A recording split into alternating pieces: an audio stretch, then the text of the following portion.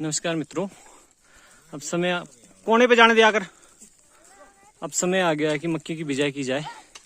लहसुन निकाल दिए गए हैं और जिसे सेर कहा जाता है, खेतों के क्षेत्रों को लोक भाषा में सब जगह लोग हल लगा रहे हैं अपने अपने बैलों के साथ। और बच्चे, नारियां, पुरुष सभी मक्की की बुआई में व्यस्त है।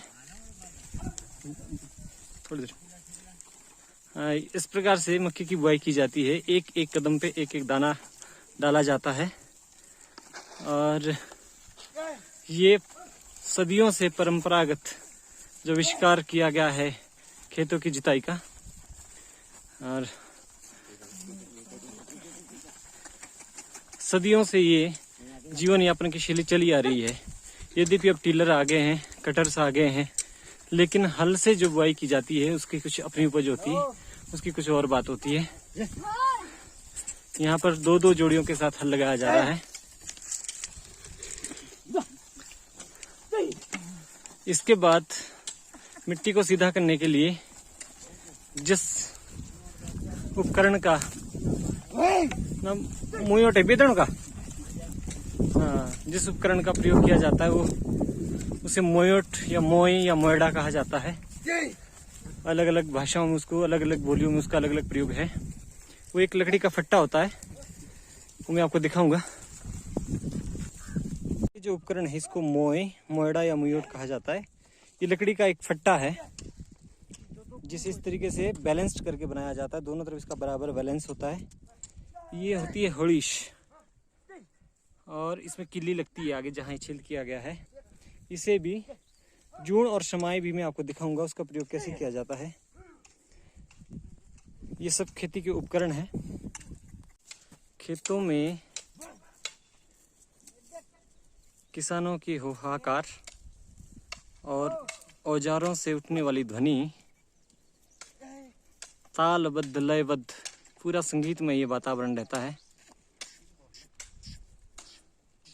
प्रकृति जैसे अपनी ताल पर नाच रही है और जीवन का गीत गा रही है।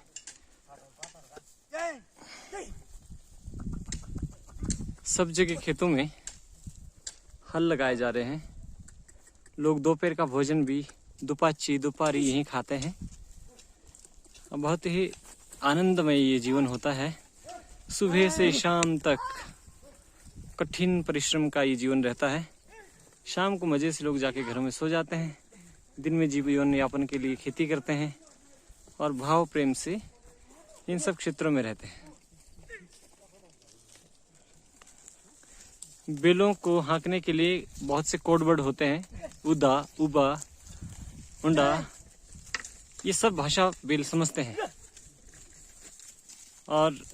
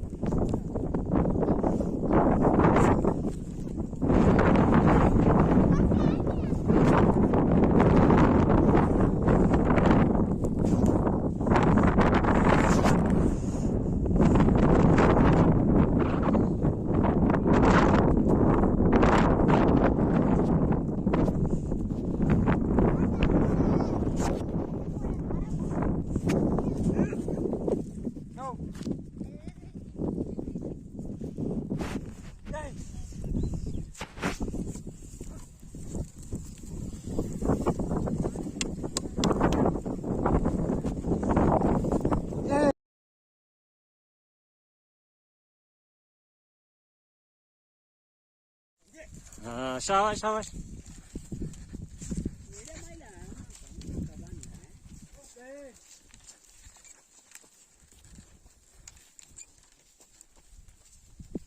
सीधे उस्ताद जी, सीधे सीधे, शाबाश।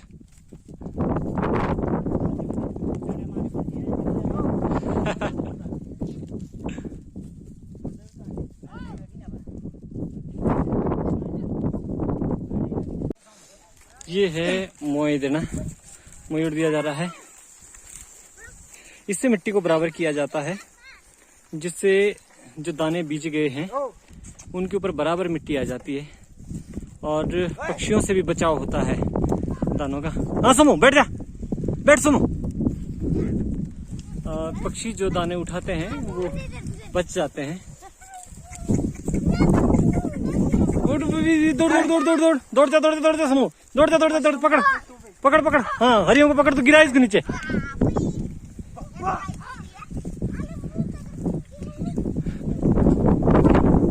और ये समूह सफल हो गई ये मुयोट पे बैठने के लिए। बस बस बस। ये जो है शमाई है। चाचा जी आपको शमाई के बारे में बताएंगे चाचा यार, इसमें क्या क्या चीजें लगती है शमाई में। जून भी इसको बोलते हैं, शमाई भी इसको बोला जाता है। और हड़ और शमाई को किसानों का गहना कहा जाता है। इसमें इसको पंजाड़ी बोलते हैं। जो हाँ ये पंजाड़ी है। और इसको जोचा बोलते हैं। जोचा, हाँ। इसको नड़गू बोलते हैं। नड़गू बोलते हैं, हाँ जी। ये तीन चीजें हैं इसकी जो हाँ जो है। और ये बैलों के कंधों पर हल खींचने के लिए डाला जाता है। इस नाड़े में, इस नड़गू में हल किल्ली के साथ फंसाया जाता है। मित्रों ये हल है जो आप सब जानते हैं, पर इसके पार्ट्स में आपको बताना चाह रहा हूँ। ये है आड़ी, हथी, हथेली, और ये शिरवा बोला जाता है हल का। ये हल है। हल के जो और उपकरण हैं वो ये किल्ली होती है, छोटी लगाई जाती है, पर अभी ये एडजस्टमेंट किया गया है। और इसे कहते हैं, जिसे फाल कहा जाता है। फाला वो लोहे का होता है, लेकिन बाकी जो लकड़ी का हिस्सा है उसे नासी कहा जाता है। इसे नासी कहा जाता है। ये है हड़ीश, अर्थात हल को खींचने वाला डंडा जो है, लाठी जो है वो हड़ीश है। और ये बहुत ही कारीगरी से, बहुत नाप तोल करके इसमें छेद करके ये बनाया जाता है। हलीश में दो जगह छेद किए जाते हैं। इसे किल्ली लगाने का स्थान जो होता है, अगला जो स्थान होता है इसलिए होता है कि जब किनारों पर हल लगाना हो, जहाँ तक पहुँच ना हो पाए बैलों के साथ, तो लंबा किया जाता है थोड़ा सा हल को, तो वहाँ तक पहुँच बन जाती है। लेकिन उससे क्या होता है कि हल ज़्यादा गड़ता है, जिससे बैलों पर ज़्यादा भार पड़ता है। उसके बाद हल को दूसरी किल्ली में लगाया जाता है, जिससे कि बैलों को खींचने में आसानी रहती है। ये हल का एक छोटा सा विवरण